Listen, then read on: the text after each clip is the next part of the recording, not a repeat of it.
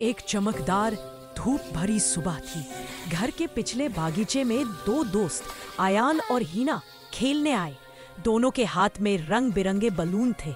आज उनका मूड कुछ खास था क्योंकि उन्होंने फैसला किया था कि वो पानी वाले बलून बनाकर मजेदार खेल खेलेंगे।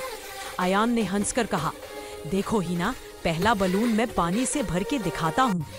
वो छोटी सी पाइप को बलून के मुंह पर लगाकर पानी भरने लगा। बलून धीरे धीरे फूलने लगा, बिल्कुल चमकदार, हल्का सा ट्रांसपेरेंट।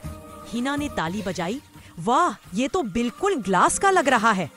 जब पहला बलून भर गया तो आयान ने ध्यान से उसको बंद किया, पर जैसे ही उसने बंद की गिराह लगाई, बलून हाथ से फिसल कर जमीन पर गिरा। पक! एक बड़ा पानी का छंटा उछालकर दोनों बच्चों के कपड़ों को गीला कर गया। दोनों जोर जोर से हंसने लगे। अब मेरी बारी, हीना ने एक्साइटमेंट से कहा। वो जल्दी से दूसरा बलून पानी से भरने लगी। बलून इस बार और ज्यादा मोटा और नरम हो गया। हीना ने यूज दोनों हाथों में पकड़ा और फूले गाल के साथ आयान की तरफ भागी। आयान संभालो! आयान भागना शुरू हो गया, लेकिन हीना ने हल्का सा बलून उसकी पीठ पर लगाया। बलून फट गया और पानी की बौछार आयान के सर से पैर तक गिरती चली गई। आयान ने हंसकर जवाब दिया, अब तुम बचकर दिखाओ।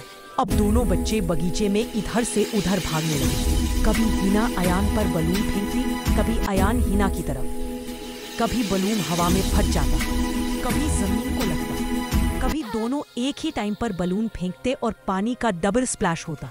बगीचे का सब हिस्सा हंसी, पानी और रंगों से भर गया। सूरज की रोशनी पानी के कतरों पर गिरती तो वो छोटी छोटी चमकदार रोशनियां बनतर देती। थोड़ी देर खेलने के बाद दोनों थक गए। दोनों घास पर बैठ गए, सांसें तेज, कपड़े गीले, मगर चेहरे खुशी से चमक रहे थे। हिना ने हंसी रोककर कहा, यह सबसे मजेदार खेल था। आयान ने हाथ उठाकर बोला, कल फिर पानी वाले बलून का मैच होगा। बगीचे में शाम ढल रही थी, पर दोनों बच्चों के चेहरों की मुस्कुराहट पूरे दिन का सबसे खूबसूरत पल थी।